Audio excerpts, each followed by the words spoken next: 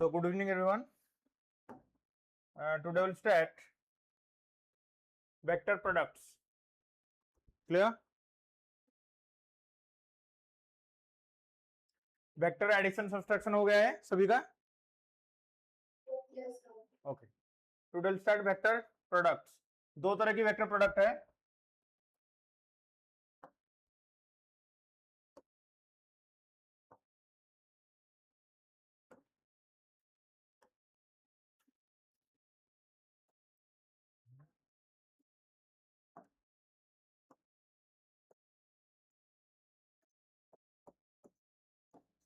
Vector products.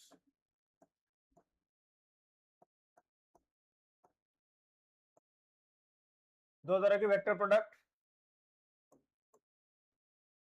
एक है scalar product.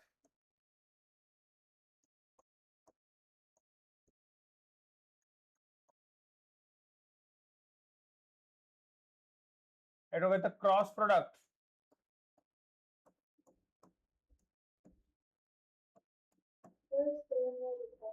नहीं दिख रहा screen? Just a minute. Just a minute. Just a minute.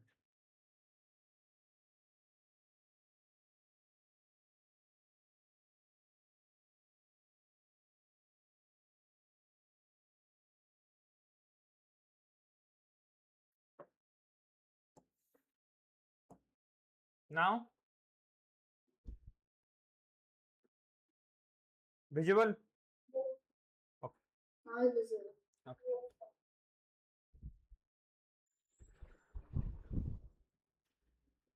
तो स्केलर प्रोडक्ट और इसका एक दूसरा भी नाम है that is known as dot product.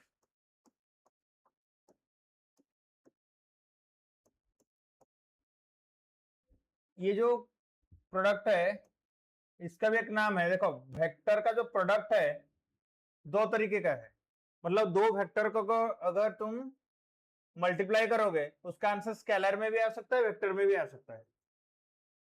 तो क्रॉस प्रोडक्ट को पर्टिकुलरली वेक्टर प्रोडक्ट भी कहा जाता है. मतलब ये दोनों का प्रोडक्ट करेंगे तो इसका आंसर वेक्टर में आएगा. कैसे आएगा हम देखेंगे. ठीक है. मैंने तो यहाँ पे लिखा है vector product but particularly vector product जो है दो वेक्टर का अगर प्रोडक्ट करेंगे तो यहाँ पे आंसर भी वेक्टर में आना चाहिए. तो ये तुम्हारा बेसिक मैथ है. इसमें कोई ज्यादा फिजिक्स नहीं. यहाँ पे जो सीखोगे उसको तुम फिजिक्स में अप्लाई करोगे बस. तो उसको आज खत्म करते हैं. देखो पहले ये एक वेक्टर है. ये वेक्टर ए है. लेट मैंने लिखा है 5A वेक्टर. ठीक है. और थोड़ा बड़ा करते हैं. 5 टाइम्स ऑफ है.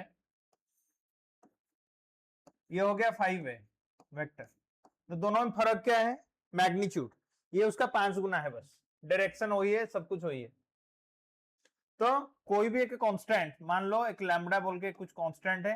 ये कांस्टेंट है. ये कुछ लैम्बडा बोल के कुछ सोचना मत कि कुछ वेवलेंथ वगैरह कुछ है. कोई भी कांस्टेंट अगर वेक्टर के साथ मल्टीप्लाई कर दिया जाता है तुम्हें एक वेक्टर ही मिलेगा. ये एक वेक्टर मिलेगा जिसका मैग्नीट्यूड खाली बढ़ गया है. यहाँ पे मैग्नीट्यूड बढ़ गया बट डायरेक्शन वही रहा. Magnitude becomes lambda times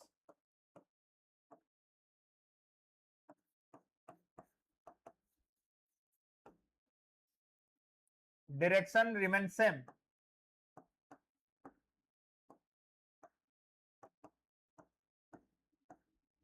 as that of initial vector.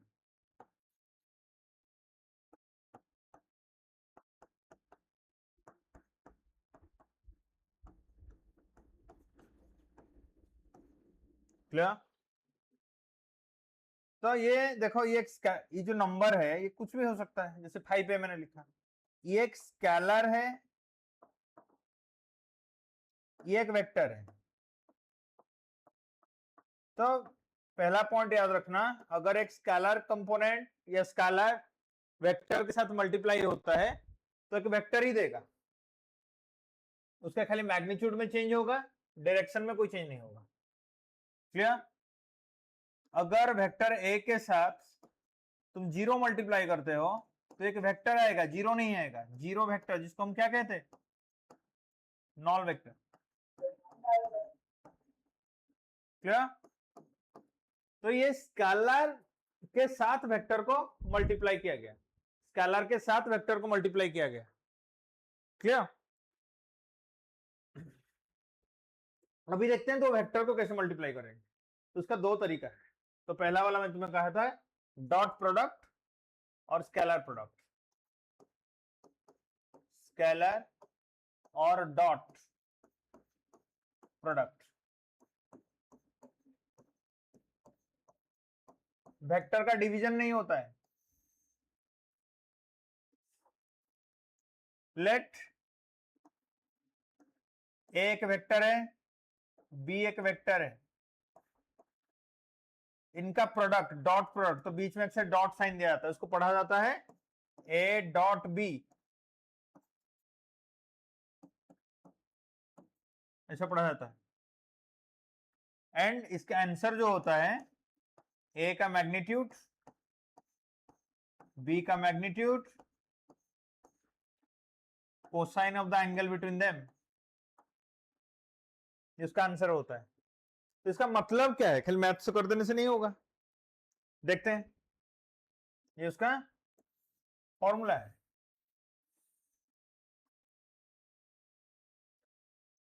तो देखते हैं डायग्रामेटिकली क्या होता है। मान लेते हैं ये एक वेक्टर ए है, दूसरा एक वेक्टर बी है। तुम देख सकते हो this is the angle between them theta. तो मैंने यहां पे लिखा है कि ए डॉट बी का आंसर जो होगा ए का मैग्नीट्यूड बी का magnitude into cosine of the angle between them, A B cos theta. तो ये जो आंसर है, ये जो तुम्हारा आंसर है, ये कंप्लीटली एक स्केलर क्वांटिटी है। ध्यान से देखना, मैंने दो वेक्टर लिया है, जब उनका डॉट प्रोडक्ट मैंने किया, मेरा आंसर जो आया वो स्केलर है, इसलिए इसको स्केलर प्रोडक्ट कहा जाता है। ये कहां पे यूज होगा, कब यूज होगा, बात का बात है। पहले मैथमेटिक्स तो सीख लेते हैं डॉट कैसे किया जाता है, जब उसका यूज होगा उस समय हम देखेंगे। तो देखो, इसको कोई लिख सकता है कि a into B cos theta. तो b का दो कंपोनेंट पढ़े थे लास्ट क्लास में, कंपोनेंट, ये b का कॉस थीटा कंपोनेंट, एंड ये एक b का साइन थीटा कंपोनेंट। अभी साइन थीटा की तरफ नहीं जाना है, हमें कॉस थीटा चाहिए। तो ध्यान से देखो, उसको वर्डिंग में लिखा गया होगा क्वेश्चन पे, b कॉस थीटा का मीनिंग क्या है? It is the rectangular component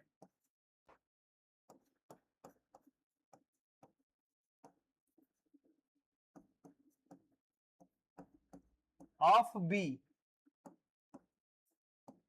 along a। तो कभी कभी जैसे वर्ड में लिखा गया होगा तो उनको समझ में आना चाहिए कि बी कॉस थीटा ही पूछ रहा है। दैट मीन्स बी का कंपोनेंट के कौन सा डायरेक्शन में, ए के डायरेक्शन में, वो कंपोनेंट मल्टीप्लाई होगा ए का मैग्नीट्यूड के साथ, तो हमें इसका वैल्यू मिलेगा। तो ये कहां पे यूज होगा? तुमने पढ़ा होगा, आई थिंक वर्क डन पढ़ा होगा 9th क्लास में। लेट ये एक बॉडी है, तुमने फोर्स इधर अप्लाई किया, बॉडी इधर डिस्प्लेस हो रहा है, लेट एस डिस्प्लेस हुआ। यस, तुमने ऐसे पढ़ा होगा एफ एस कॉस थीटा। अभी ऐसे नहीं पढ़ोगे, तुम लिखोगे एफ डॉट एस।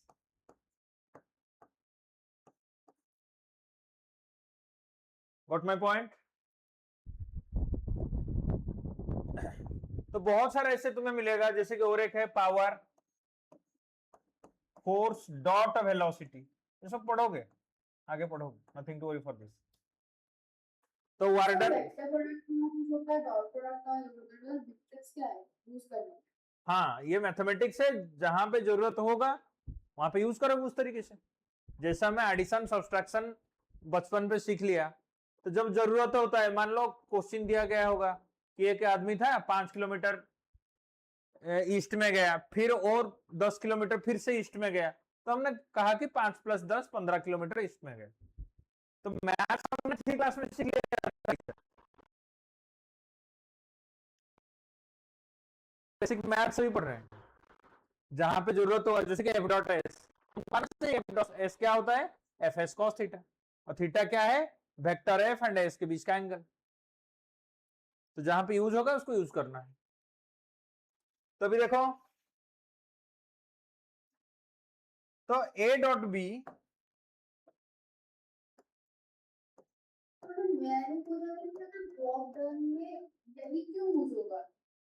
यस, और किधर होगा, मतलब सर एक्चुअली मेरा क्वेश्चन ये है कि वॉक डाउन में डॉट प्रोडक्ट ही यूज होगा, क्रॉस प्रोडक्ट भी तो हो सकता है।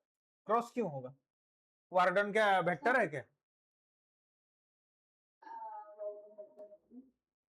मतलब जहाँ पे वेक्टर होगा वहाँ पे ऐसे होगा। हाँ, अगर दो वेक्टर को मल्टीप्लाई करने से अगर वेक्टर आएगा तो पक्का वेक्टर प्रोडक्ट में ही होगा। अगर दो वेक्टर का मल्टीप्लिकेशन में स्केलर क्वांटिटी मिल रहा है, मतलब पक्का वहां पे डॉट प्रोडक्ट ही हुआ होगा। Got my point? यानी कि इसके हिसाब से, हाँ, ये पढ़ोगे, आगे आगे पढ़ोगे, अभी पहले पहले मैथमेटिक्स सीख लो, फिर देखेंगे उसको। तो ए डॉट बी हमने कहा ए बी कॉस थीटा। अभी के लिए मैथ सीख लो, फिर देखेंगे उसका एप्लीकेशन जाएगा, उस समय देखेंगे। लेट तेरे पास, हाँ, थीटा का वैल्यू, ये तेरा फॉर्मूला है, अगर थीटा का वैल्यू मैंने 0 डिग्री लिखा है, तो ए डॉट बी का आंसर क्या हो जाएगा, बहुत आसान है, एफ बी, ये नहीं, cos 0 1। अगर थीटा का वैल्यू हमने 180 डिग्री लिखा है, तो A dot B minus A B. अगर थीटा का वैल्यू 90 डिग्री लिखा है,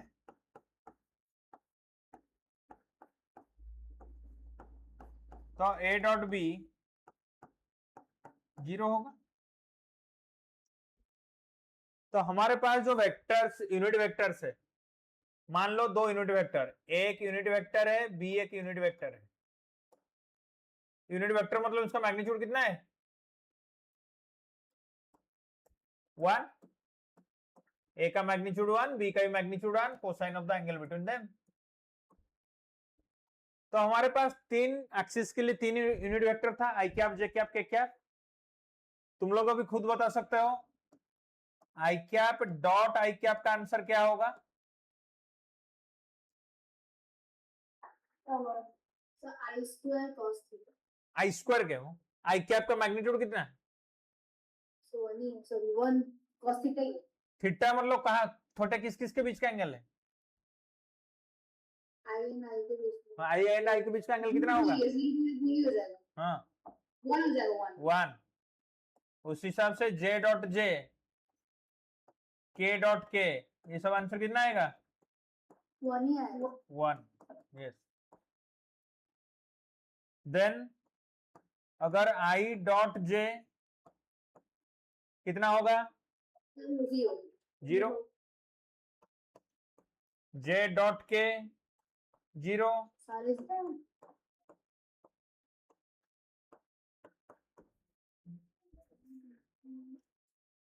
समझ में आया?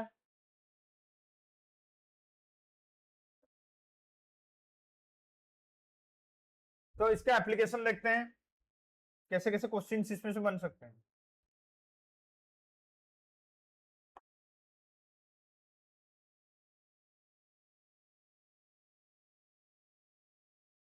लेट मैंने ए वेक्टर को लिखा ए x I cap, A Y J cap, A Z के कैप।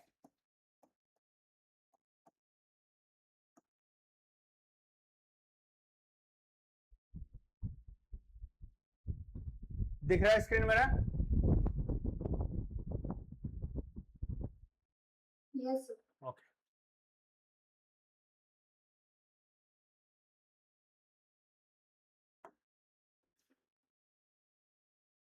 सुनाओ, बी एक वेक्टर दे रखा है, B X I cap, B Y J cap, B Z के कैप। ठीक है, मुझे चाहिए ए डॉट बी, तो सिंपल जैसा हम मल्टीप्लीकेशन करते हैं वैसा ही करते जाएंगे। पहले होगा एक्स आई कैप के साथ डॉट प्रोडक्ट पूरा बी वेक्टर का, sir ax bx ay by az bz हिसाब से जरूर। देन ए वाई का किया जाएगा सेम वेक्टर के साथ,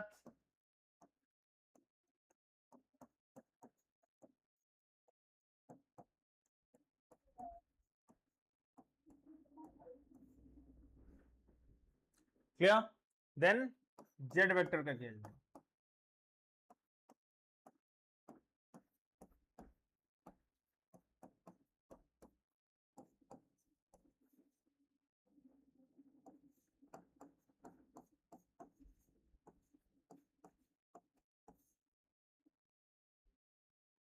ठीक है, तभी जैसे ही आप करते हैं मल्टीप्लीकेशन वैसे ही यहाँ डॉट प्रोडक्ट भी करेंगे। आई के साथ जब करूंगा आंसर आएगा, आई को जे आई को के साथ करूंगा तो 0 आ जाएगा।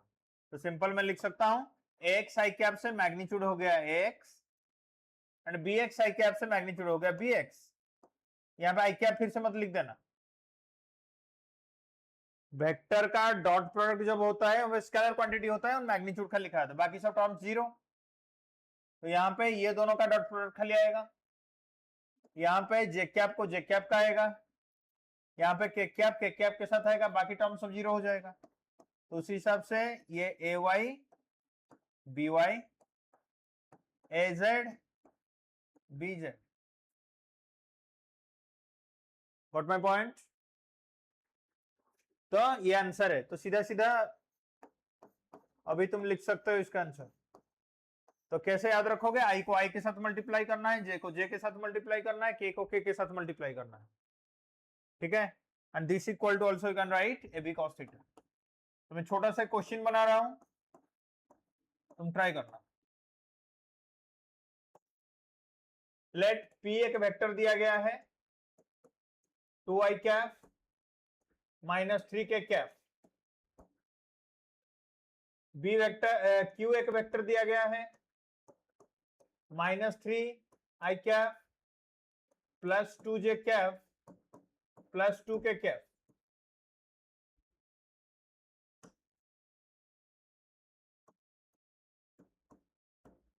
तो find the angle between P and Q।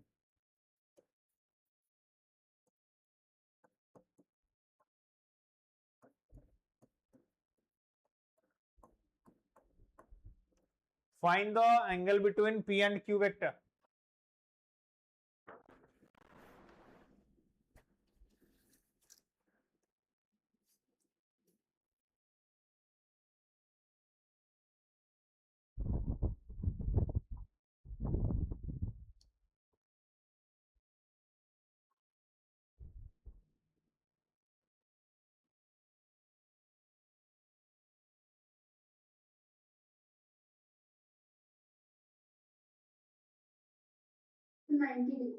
Very good.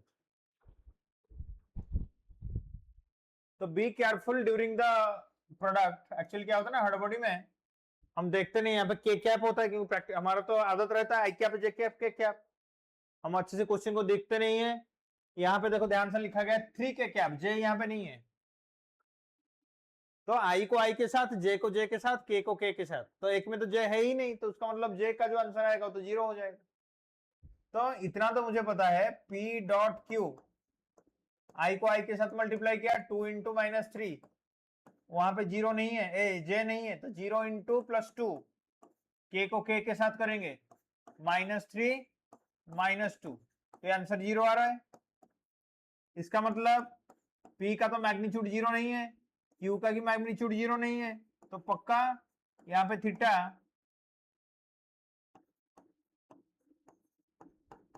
90 degree होना पड़ेगा। अभी ध्यान से देखना, मैं थ्योरेटिकल क्वेश्चन बना रहा हूं।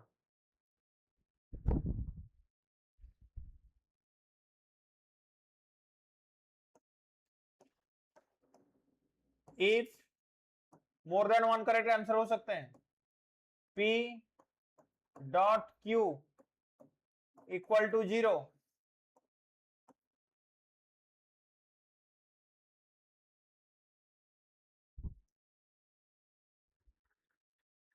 ऑप्शन से लिखे गए होंगे P and Q are non-zero vectors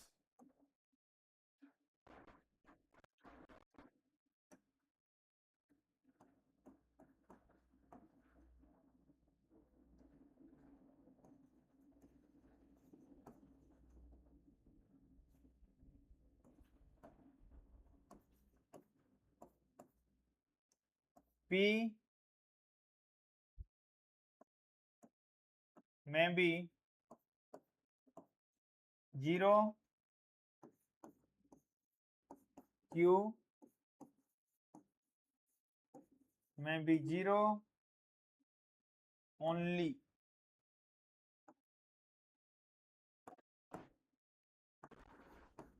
Both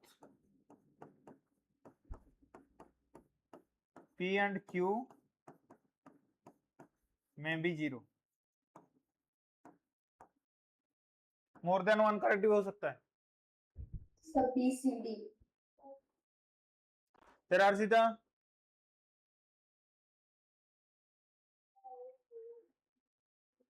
चारों हो सकता है।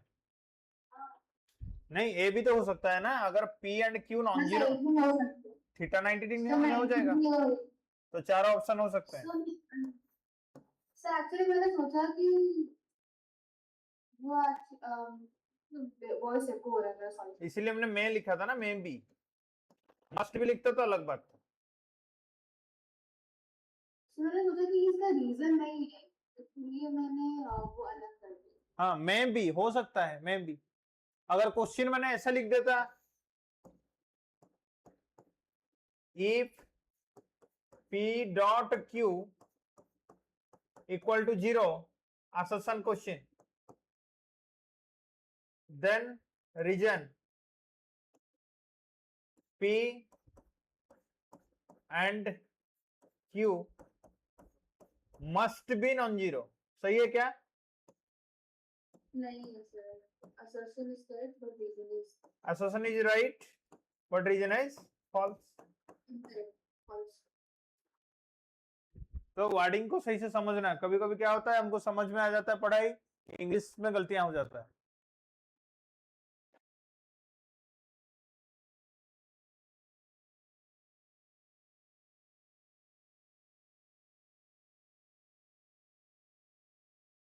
अभी देखो कैसे कैसे क्वेश्चन इसमें आएंगे।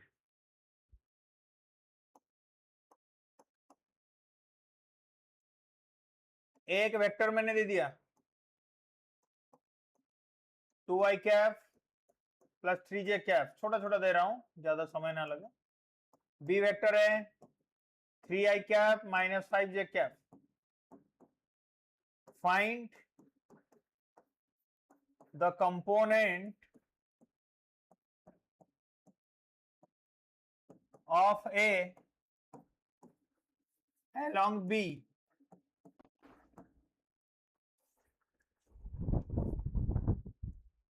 दैट मीन्स क्या मांग रहा है क्वेश्चन पे? क्वेश्चन पे क्या मांग रहा है?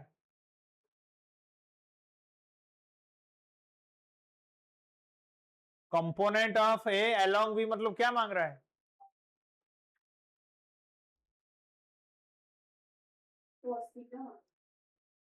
cos थीटा नहीं, ए cos थीटा मांग रहा है। cos थीटा तो angle, cosine of the angle between A and B. Component of A along B, that means A का कंपोनेंट बी के दिशा में, ए cos थीटा। तो यहाँ पे मैंने जो प्रीवियस स्लाइड में तुम्हें बताया,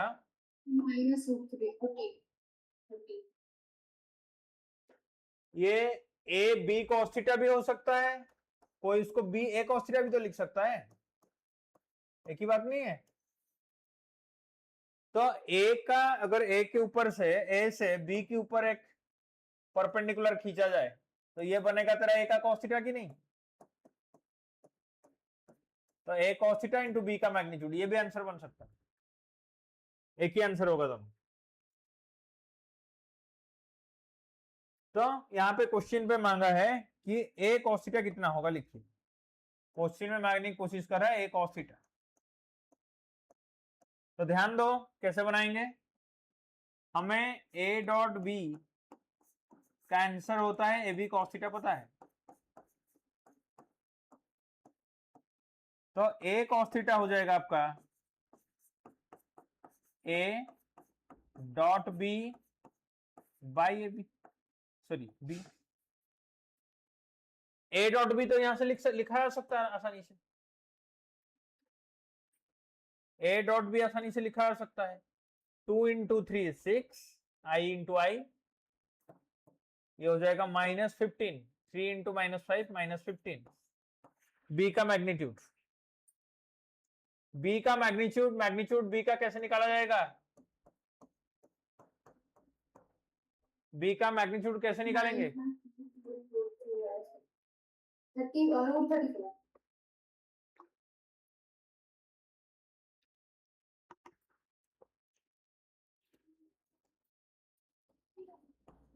थ्री का स्क्वायर प्लस -5 का स्क्वायर रूट, जितना भी होगा।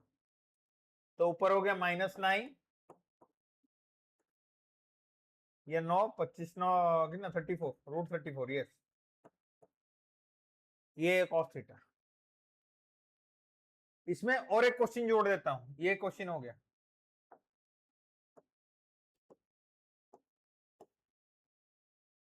इसके साथ और एक क्वेश्चन जोड़ देता हूं। Find the component of A along B in vector form, मतलब ये तो मैग्नीट्यूड हो गया।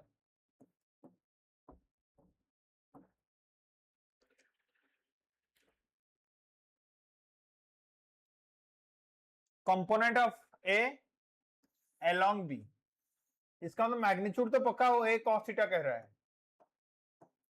ए cos थीटा कौन सा डायरेक्शन में है, ए cos थीटा कौन सा डायरेक्शन में है,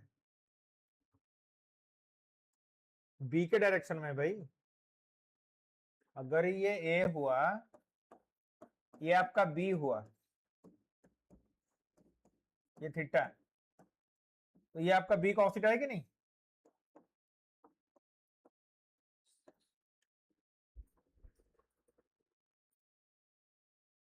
अरे समझ में आया।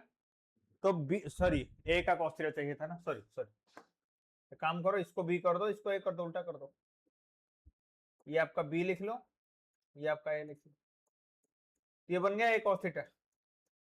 ए cos थीटा जो कंपोनेंट है, ये वाला कंपोनेंट यहां से यहां तक, ये कंपोनेंट का कौन दिशा कौन सा है, कौन सा डायरेक्शन में ये है, बी के डायरेक्शन में। तो मैग्नीट्यूड विथ डायरेक्शन हो गया, यही मांग रहा है क्वेश्चन।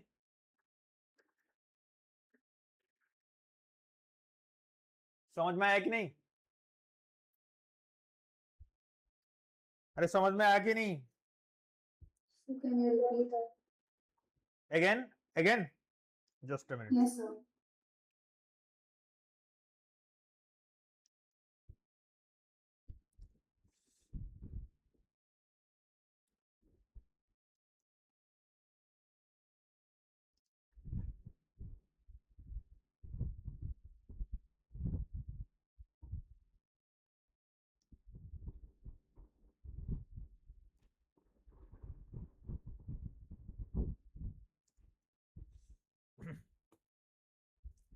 तो क्वेश्चन में मांग रहा है, क्वेश्चन पूछ रहा है कि find the component of A in vector form. Vector मतलब दिशा चाहिए,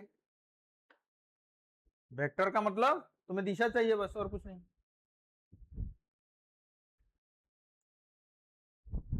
तो वेक्टर का दो पार्ट होता है, एक उसका मैग्नीट्यूड होता है, एक उसका डायरेक्शन होता है।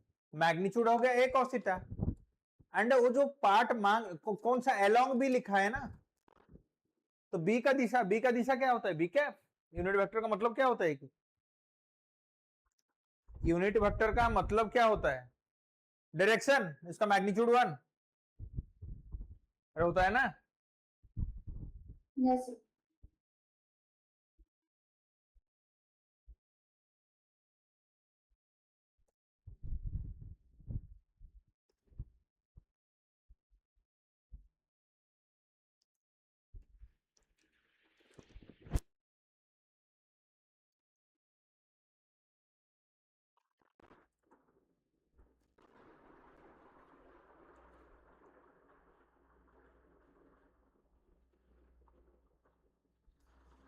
तो अभी मैं लिख सकता हूं a cos थीटा, जैसे निकालता हूं वैसे निकाल लूंगा, जैसे cos थीटा निकालता वैसे निकाल लूंगा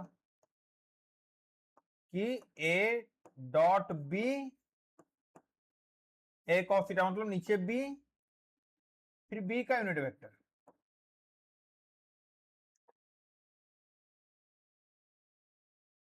समझ में आया। तो देखो इसको कितना फॉर्मेट में लिखा जा सकता है, a dot B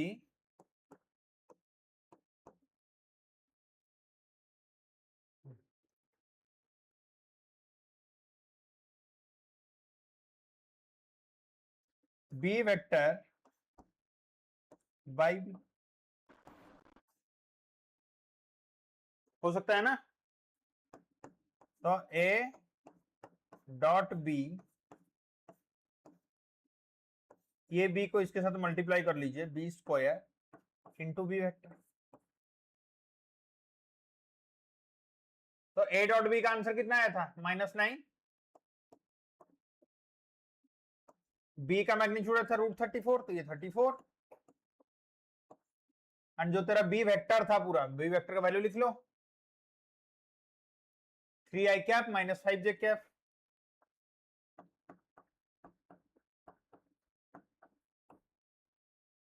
clear.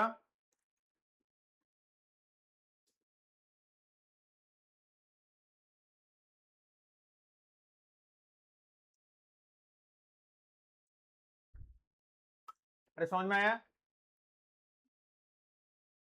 Yes, sir. तो ऐसे क्वेश्चंस बनाए तो मैथमेटिक्स करना पड़ेगा, पेन चलाना पड़ेगा, कॉपी में पेन चलाना पड़ेगा। ऐसा नहीं कि एक लाइन में आंसर बन जाएगा सब, क्वेश्चन कोई भी फॉर्मेट में आ सकते हैं।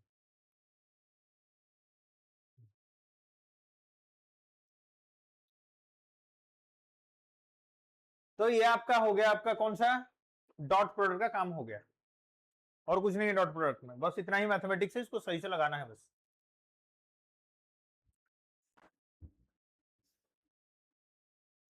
तो नेक्स्ट देखते हैं क्रॉस प्रोडक्ट और वेक्टर प्रोडक्ट। तो ध्यान से देखो एक चीज, मैंने यहाँ पे प्रोडक्ट लिख दिया, मल्टीप्लीकेशन लिखना बेटर होता है, इसको मल्टीप्लीकेशन लिखें तो बेटर होगा। प्रोडक्ट मत लिखो, मल्टीप्लीकेशन लिख दो, इसको मल्टीप्लीकेशन कर दो, सबसे बढ़िया होगा।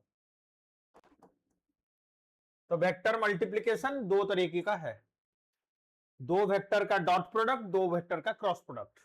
तो नेक्स्ट देखते हैं क्रॉस प्रोडक्ट कैसे किया जाता है, very interesting and very much important. अगर ये वाला टॉपिक तुम्हारा समझ में नहीं आया या इसको छोड़ दिया, नेग्लेक्ट कर दिया, फिजिक्स का 70 to 80% तुम्हारा गया है। फिजिक्स का 70 to 80% और समझ में नहीं आएगा, इतना इंपोर्टेंट है ये वाला क्रॉस प्रोडक्ट पर्टिकुलरली। तो ध्यान से देखो, cross product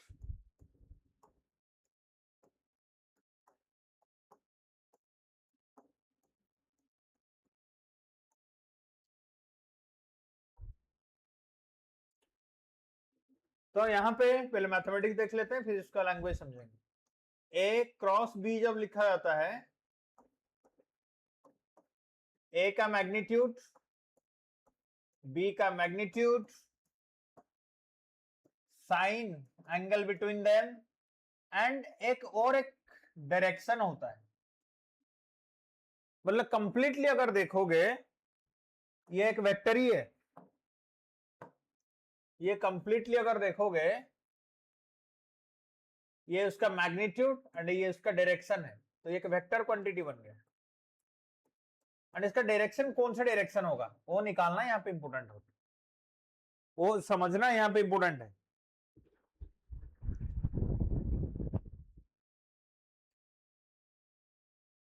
N vector is such that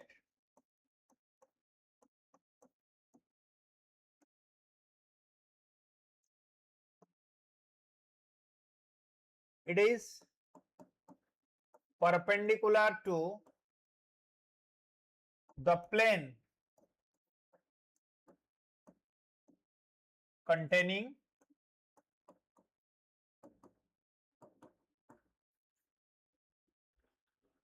vectors A and B।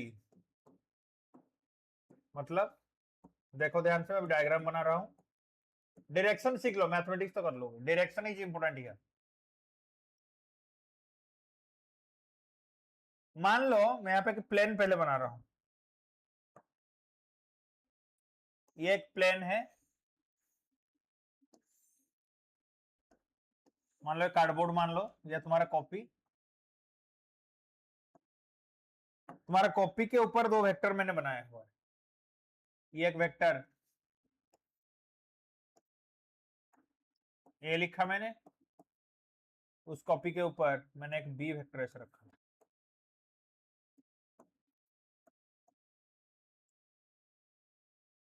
तो मैंने ए क्रॉस बी लिखा।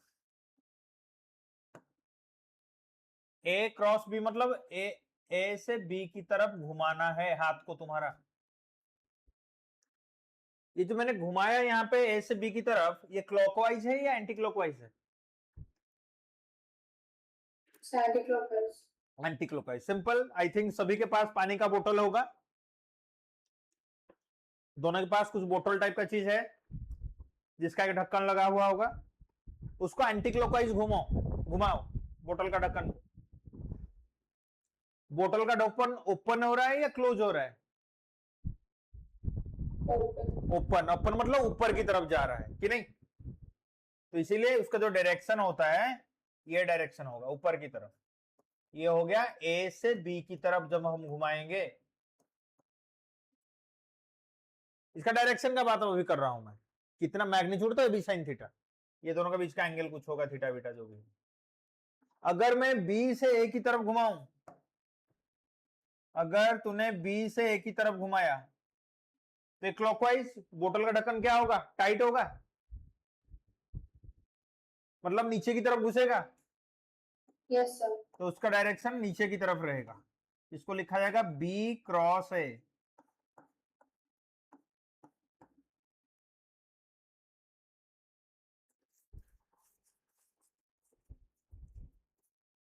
इतना ही करना है बस। स्क्रू रूल, इसको स्क्रू रूल भी कहते हैं। मान लो स्क्रू ड्राइवर सबने देखा होगा, टाइट करते हैं हम, स्क्रू लगाते हैं, स्क्रू को जब हम क्लॉकवाइज घुमाते हैं और अंदर की तरफ घुसता है, टाइट होता है, जब एंटी क्लॉकवाइज घुमाते हैं ऊपर की तरफ आता है। बट बस उतना ही सोचना है तुम्हें। कोई क्रॉस, दो वेक्टर का क्रॉस प्रोडक्ट दे रखा है, तुम किधर घुमाओगे तो कौन सा दिशा में जा रहा है, बस वही सोचना है और कुछ नहीं है। बस इतना ही इसका इंपोर्टेंट। अगर ये समझ में आ गया तो तुम्हारा काम हो गया और टेंशन नहीं है 12 तक का क्रॉस प्रोडक्ट। बच्चे ही समझ नहीं पाते, बोल दे रहा हूं, वेक्टर प्रोडक्ट समझ में नहीं आता है क्योंकि 3 डायमेंशनल हो जाता है, दिमाग में नहीं घुसता है बच्चों का। अगर ये तुमने सीख लिया तो तुम्हारा काम, मैथमेटिक्स का जो काम है 11 12 फिजिक्स में, तुम्हारा 70% हो गया, सोच लो। मैथमेटिक्स वाला हिस्सा हो गया।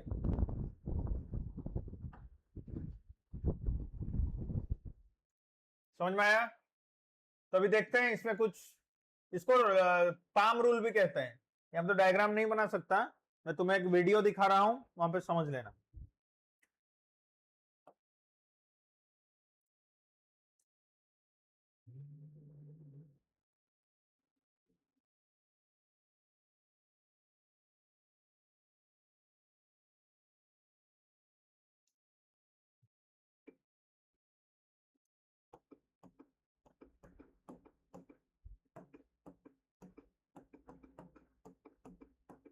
Right hand palm rule, right hand not left hand. अगर वीडियो यहाँ पे कुछ आएगा तो मैं तुमको शेयर करूंगा, समझ जाओगे और मजा आ जाएगा।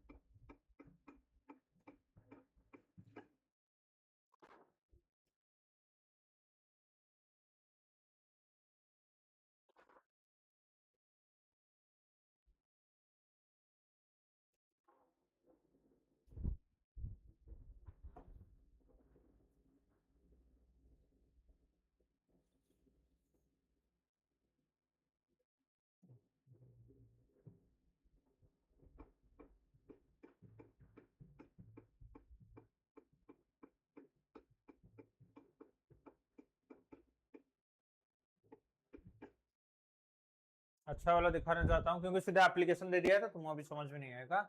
जो हमारा मैथमेटिकली जो दिया होगा उसमें दिखा देता हूँ।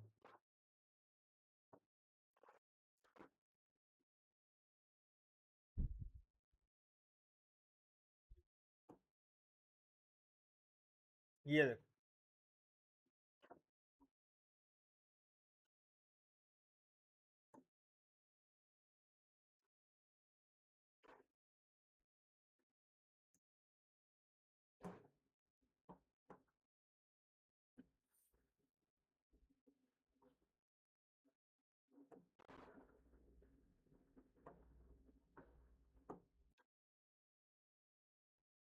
Precedent here, let's find cross products.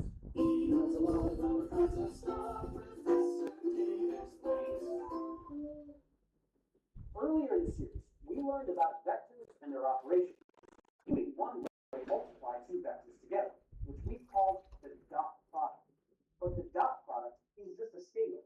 There is another way to multiply two vectors to get another vector. And this new vector is called the cross product, which is denoted by the multiplication sign.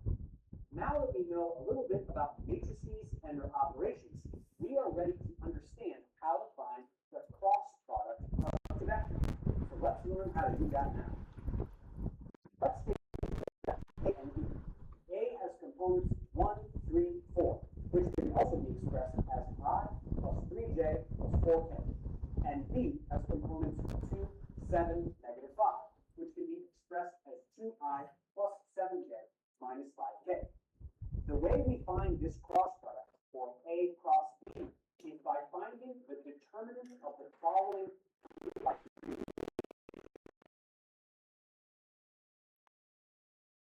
components from vector A in the second and components from vector B. এটা পছাটা মু শিখেইবি, তুমি direction করে দেখো। Finding with original two vectors. Direction देखो, Alternately, you can point your index finger in the direction of A and your middle finger in the direction of B. And again, your thumb will be pointed in the direction of the cross product. So the right-hand rule that we originally learned for three-dimensional coordinate systems can help us understand the direction of a cross. तो ध्यान से देखो, ये भी एक बढ़िया technique है। दोनों टेक्निक को ए से बी की तरफ तुम्हारा राइट हैंड, मैंने जो दो वेक्टर बनाया था ए से बी की तरफ घुमाओ, तुम्हारा थंब दे देगा डायरेक्शन। या सिंपल, तुम्हारा यहाँ पे देखो, यहाँ पे जो है थंब का direction a cross b, a vector and b vector, आसान है। तो डायरेक्शन सीखो, ए से बी की तरफ घुमाओ या बी से ए की तरफ घुमाओ।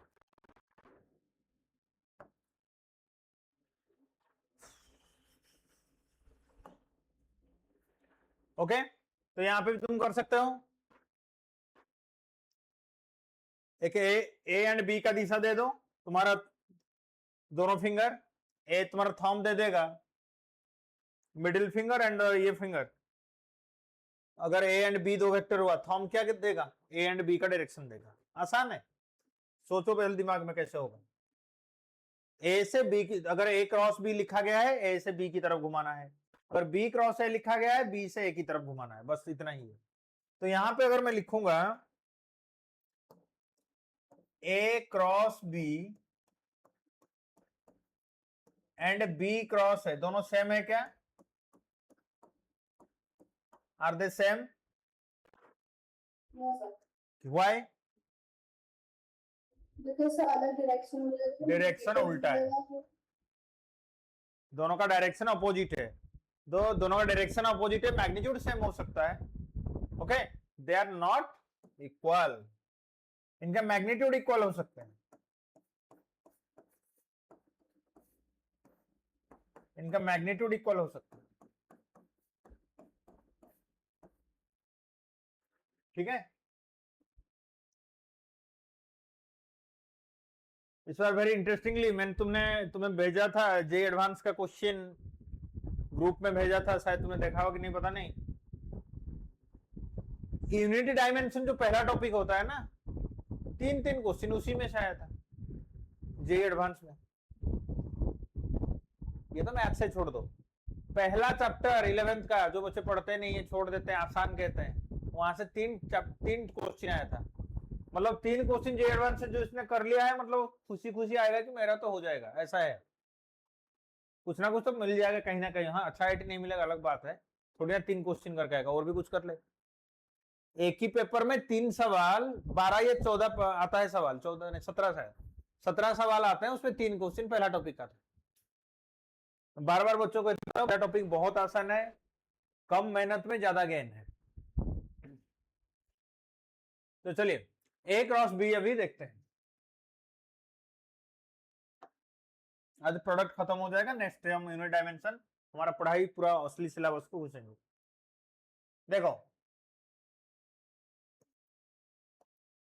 ए वेक्टर डॉट बी वेक्टर करेंगे, सॉरी क्रॉस बी वेक्टर करेंगे,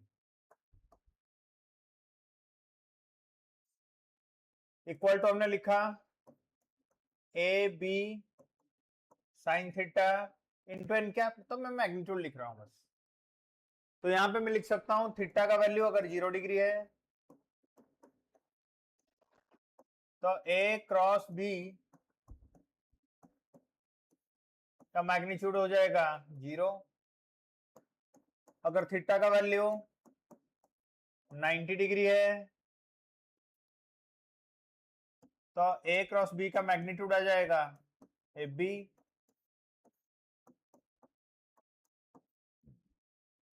ओके, 180 होने से तुम कर सकते हो, डिफरेंट डिफरेंट एंगल में तुम बना सकते हो।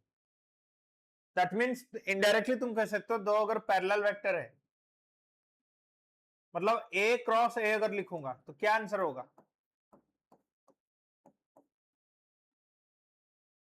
ए स्क्वायर साइन थीटा,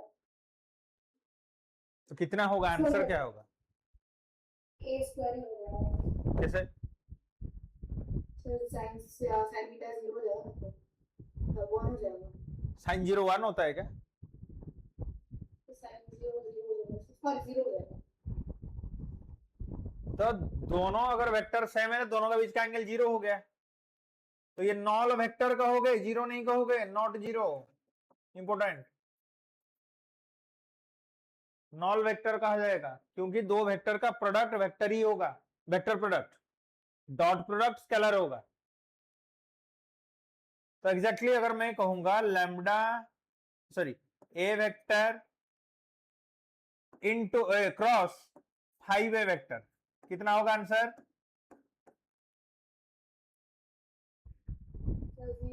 ऑब्वियसली 0 होगा, मतलब नॉल वेक्टर, 0 तो नहीं कहेंगे, नॉल वेक्टर। अगर मैं लिखूंगा ए वेक्टर क्रॉस -5 ए वेक्टर,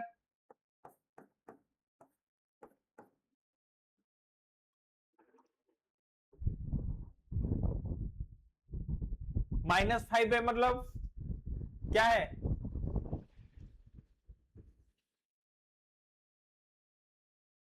अगर मैंने ये वेक्टर को ए वेक्टर कहा,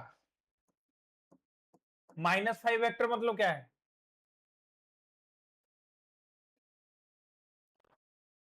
यस, एनीवन? तो -5 वेक्टर आएंगे 180 डिग्री मतलब हाँ, उल्टा, मतलब डायरेक्शन खाली उल्टा हो जाएगा, खाली मैग्नीट्यूड 5 गुना बढ़ जाएगा। ये -5 है वेक्टर, 0 ही हो जाएगा। ऑब्वियसली दोनों का बीच का एंगल 180 हो गया, तो ये भी नॉल वेक्टर ही हुआ आंसर। Got my point? तो next very interesting one, let vector A दिया गया है, तो हाँ पहले देख लेते हैं ये सब। तो उसी हिसाब से अगर हमारा जो 3 वेक्टर्स है, आई कैफ,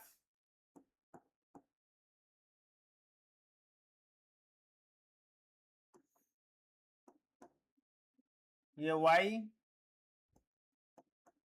बाहर की तरफ के लिखना है, मतलब ये तुम्हारा व्हाइट बोर्ड सब देख रहे हो, स्क्रीन के ऊपर आई एंड जे है, आई से जे की तरफ अगर घुमाओगे, ये एंटी क्लॉकवाइज है क्लॉकवाइज है?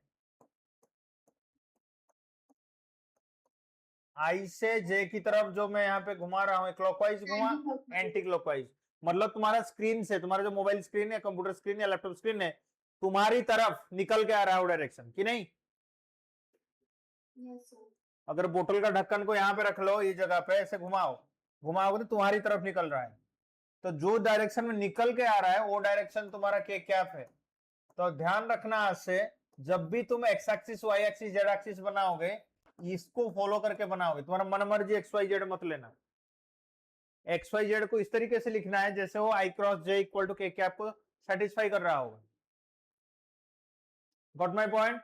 ऐसा मन मर्जी नहीं लिख सकते, इसको एक्स लिख दिया, इसको वाई लिख दिया, हाँ ये तो होगा एक्स क्रॉस वाई जेड, ये हो जाएगा जेड, कोई बात नहीं है, मगर इसको एक्स, इसको वाई, इसको जेड नहीं लिख सकते। अगर ये एक्स है ये वाई है तो जेड नीचे की तरफ लिखना पड़ेगा, क्योंकि आई क्रॉस जेड नीचे की तरफ आ जा रहा है। समझ में आया ना मैंने क्या कहा? जब भी कोऑर्डिनेट लाइंस हम बनाएंगे, ध्यान रखना वो क्या सेटिस्फाई करना चाहिए, I X cross J equal to X cross Y equal to Z, नहीं तो गलत होगा। तो ये साइकिल को याद रखना, आई जे के,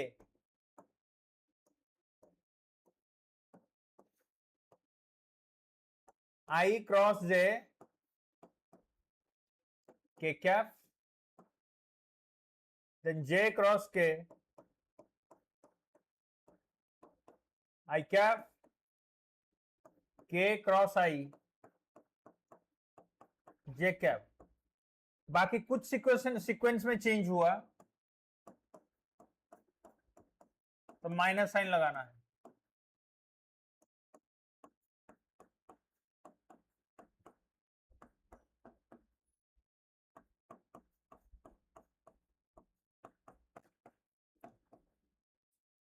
समझ में आया? Similarly I cross I, J cross J and के क्रॉस के, ये सब नॉल वेक्टर होंगे।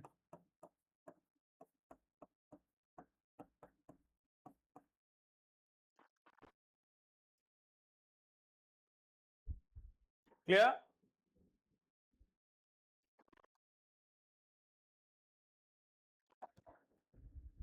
तभी लास्ट पार्ट को चलते हैं। लेट वेक्टर ए दे रखा है क्वेश्चन पे, ए x I cap, A Y J cap, A Z के कैप।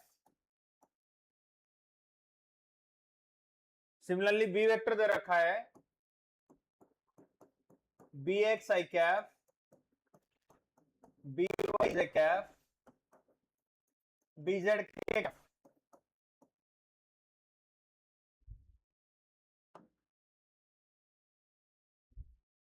ए क्रॉस बी बनाना है हमें, तो a x I cap cross B X I cap, B Y J cap, B Z के cap. Plus A Y J cap cross B X I cap B Y J cap B Z के cap plus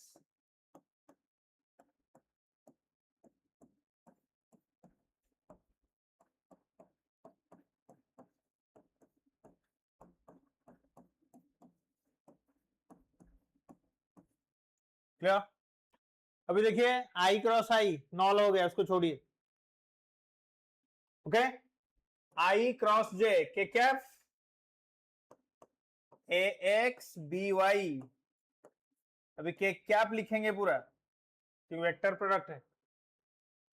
तो याद रखना ये वाला sequence को, आई जे के, ये साइकिल को याद रखना है। तो आई क्रॉस के उल्टा हो गया माइनस ए एक्स बी जेड, आई क्रॉस के माइनस जे कैप, तो माइनस लिख लिया है पहले से मैंने।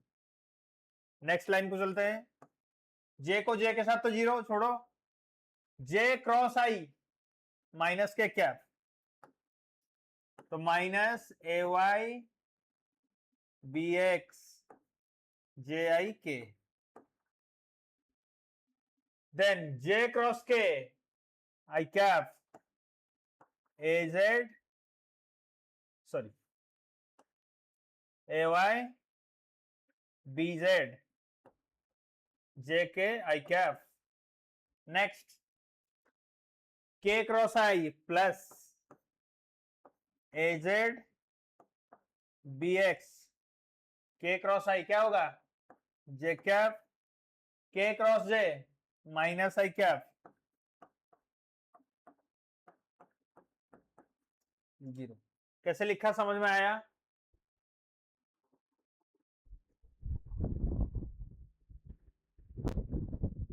कैसे लिखा समझ में आया? Okay very good. ये इसका आंसर है, तो उसको आई जे के से सजा दो बस। आई को पहले लिख लो जहां जहां पे आई है, ध्यान से देखो, ए Y B z minus a Z B Y होगा पक्का। आई एक्स के साथ रहता है, यहाँ पे कोई एक्स टर्म नहीं है, यहाँ पे एक्स का डायरेक्शन है। देन माइनस पहले लिख लो, जे कैप को सजाओ, तो माइनस वाला जे कैप कहां पे ऊपर में है, ऊपर वाला लाइन, तो a x B z minus a Z B x होगा, देखो जे कैप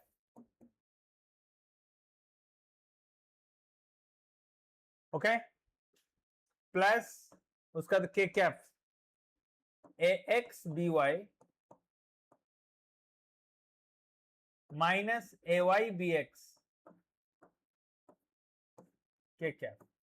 ध्यान रखो यहाँ पे वाई जेड है, आई है उसके साथ, यहाँ पे एक्स जेड है उसके साथ जे है, यहाँ पे एक्स वाई है, यहाँ पे के है। तो इसको और भी एक तरीका है, मैं बताऊंगा, इसको लिख लो।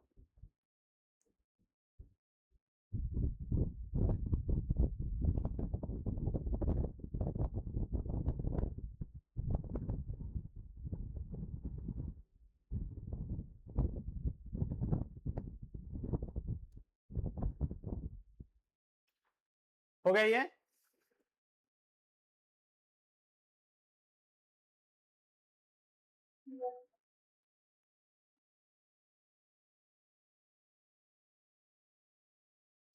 तो देखो इसको और एक तरीका है, मैट्रिक्स ए क्रॉस बी लिख रहा हूं। मैट्रिक्स किसी ने पढ़ा है 9th-10th में? नहीं, आईसीसी में है, तुम्हारा नहीं है। बहुत आसान सा चीज है, ऐसा कुछ है नहीं। देखो अभी यहाँ पे कुछ पार्ट सीख जाओगे। आई जे के ऐसे लिख ले, ए वेक्टर पहले है तो ए का पहले लिख लेना, ए का आई में था ए एक्स, जे में था ए वाई ए जेड, समझ में आया? देन बी है तो बी का लिखेंगे बी एक्स बी जेड। ध्यान देना मैं जैसे कहूंगा, ऐसे एक लाइन खींचा था इसको, उसको मैट्रिक्स कहते हैं। ठीक है, तो कैसे लिखा था देखो, आई कैप, मैंने जो आई कैप लिखा ध्यान रखो,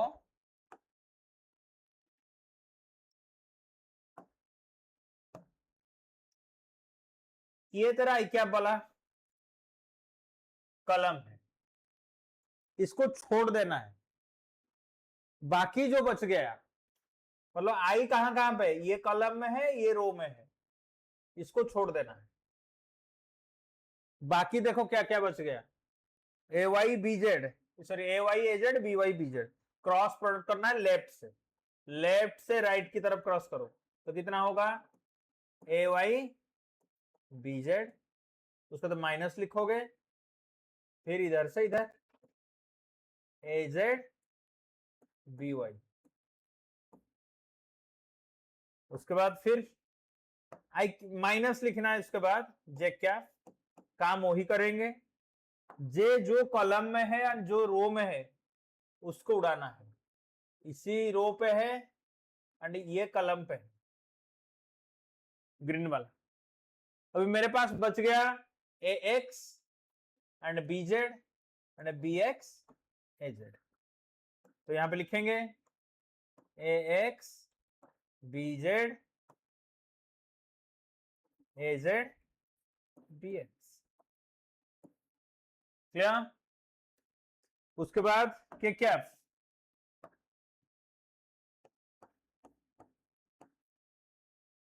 तो ध्यान से देखो के कैप, येलो वाला पार्ट, येलो नहीं करते, ब्लू करता हूं दिखेगा नहीं, के कैप ये कॉलम में है एंड ये रो में है, इनको छोड़ देना है, मेरे पास क्या बच गया, A x B Y B X A Y,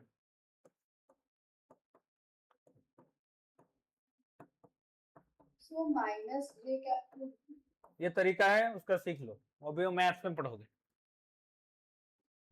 minus J cap हमेशा लगेगा। हाँ, आई कैप वो प्लस होगा, उसका तो माइनस होगा, उसका तो प्लस होगा, देख लो वही निकाला गया है, ऊपर जो आंसर हमने निकाला है वही निकाला, देख लो, आई कैप के साथ A Y B Z A Z B Y है वही, then minus J cap X B Z A Z B X, यहाँ पे देख लो सेम है।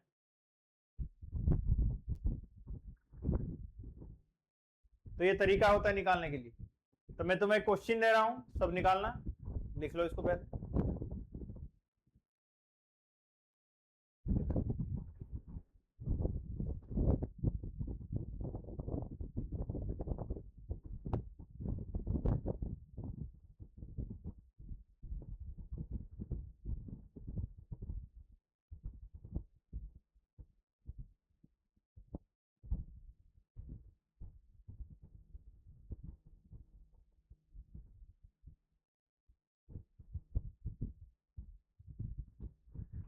हो गया, लिख लिया, अभी चलिए क्वेश्चन।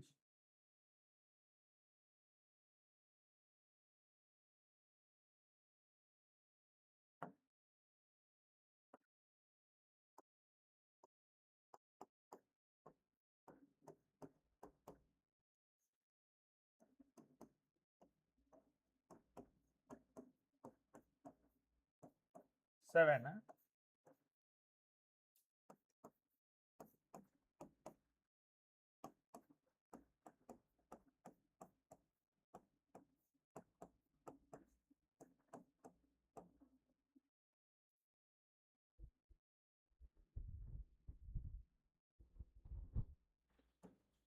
निकालो,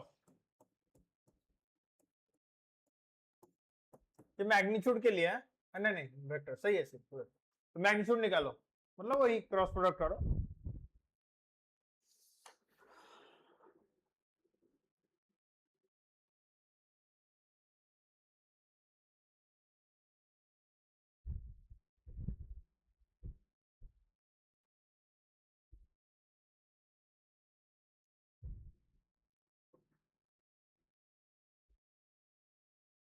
अरे तुम लोगों ने बायोलॉजी का टेस्ट दिया था जो मैंने लिंक भेजा था, यस सर, ओके सर के साथ शेयर कर लिया ना, मार्क अपना शेयर करना, हाँ जी सर, हाँ सर को साथ कर लेना, सर फटाक से क्या गलती हुआ है क्या हुआ है,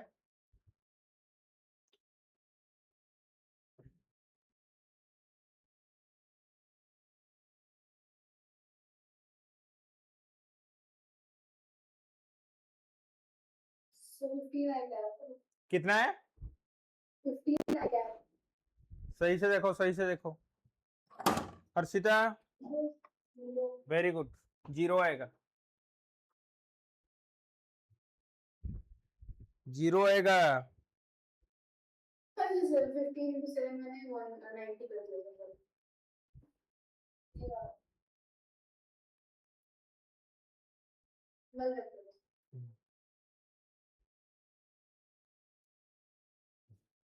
तो देखो मैं बिना बताए भी 0 बता सकता हूँ, बिना किए भी।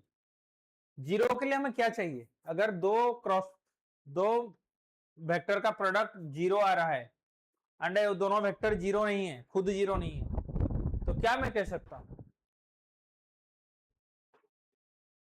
कब 0 होगा? दो वेक्टर का डॉट प्रोडक्ट कब 0 हो सकता है? अगर a and b are non zero vectors, उनका खुद का मैग्नीट्यूड 0 नहीं है, उनका डॉट प्रोडक्ट का मैग्नीट्यूड 0 है, तो क्या इन्फरेंस में ला सकता हूं, क्या कंक्लूजन ला सकता हूं?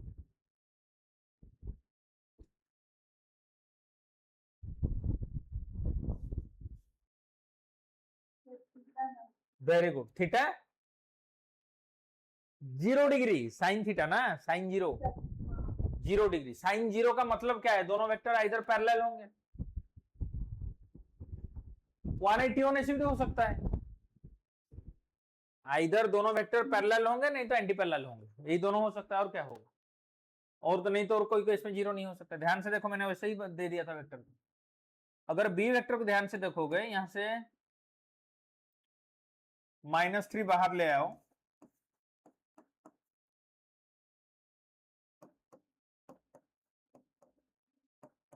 बन रहा है, मतलब बी जो वेक्टर है इट इज -3 ए वेक्टर है कि नहीं? तो यहां पे निकालने की जरूरत नहीं है, मैंने सीधा लिख दिया इसलिए 0। तो कैसे पता चलेगा? जल्दी करने के लिए तुम्हें याद रखना, एक टेक्निक यहां पे बता दे रहा हूं। अगर ax by b x, ay by b Y,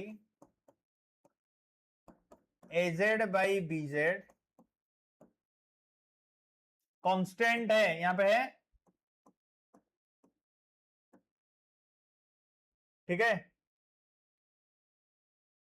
अगर ये कांस्टेंट का मैग्नीट्यूड पॉजिटिव है तो थीटा हो जाएगा 0 डिग्री, मतलब पैरेलल वेक्टर्स होंगे।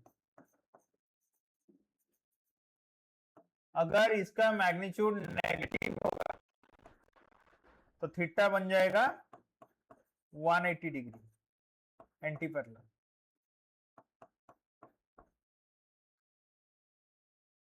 Got my point? yes. हो गया? बस इतना ही है। इसका जब जबरदस्त वाला एप्लीकेशन कुछ आएगा तो देखेंगे। अभी के लिए हम, जो हमारा नीट के लिए इतना ही काफी है। जबरदस्त वाला एप्लीकेशन के लिए वो जेई फेई का मैथ्स क्वेश्चन देखना पड़ता है, अभी कुछ नहीं चाहिए। लास्ट वाला एक क्वेश्चन हल्का सा दे रहा हूं, थोड़ा सोच के मेरे को आंसर करना।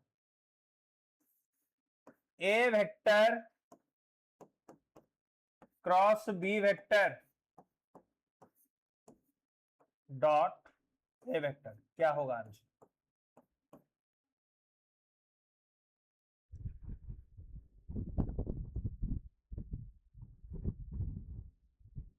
बहुत आसान,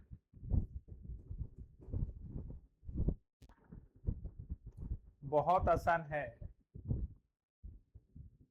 So a square b sin theta cos theta. Cos sine theta cos theta मतलब Sin theta से इसका क्रॉस प्रोडक्ट का sin theta हो जाएगा। थीटा, फिर नेक्स्ट वाला थीटा कहां से, कौन सा, किस किस के बीच का एंगल? So इसका a तो and b इसका तो लिख दिया ए बी साइन थीटा, ये तो वेक्टर ही है ना, हाँ जी सर। तो इसके साथ वेक्टर है और एक वेक्टर का डॉट प्रोडक्ट किया जा रहा है। ऐसा कैसे लिख दोगे? ये वेक्टर एंड ये वेक्टर का एंगल क्या थीटा है क्या? No. कितना है? अरे ए क्रॉस बी का डायरेक्शन किधर होता है?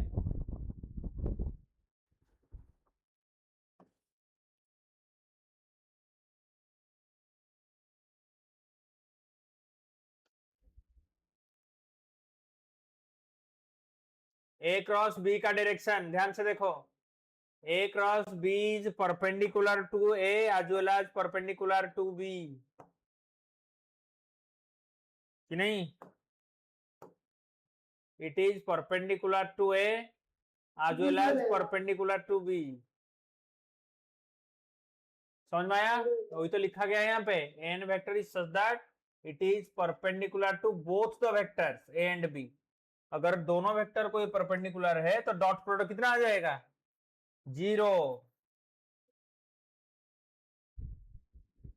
समझ में आया? तो नेक्स्ट क्लास में मैं कुछ अभी क्वेश्चन सेंड कर रहा हूं, आज अभी नहीं होगा तो कल तक कर दूंगा। सब क्वेश्चंस किया जाए, कुछ असाइनमेंट्स दूंगा, सो क्वेश्चन को सॉल्व करना है तुम्हें। ठीक है, आज के लिए इतना। ठीक है, Thank you, sir. Okay, good night everyone.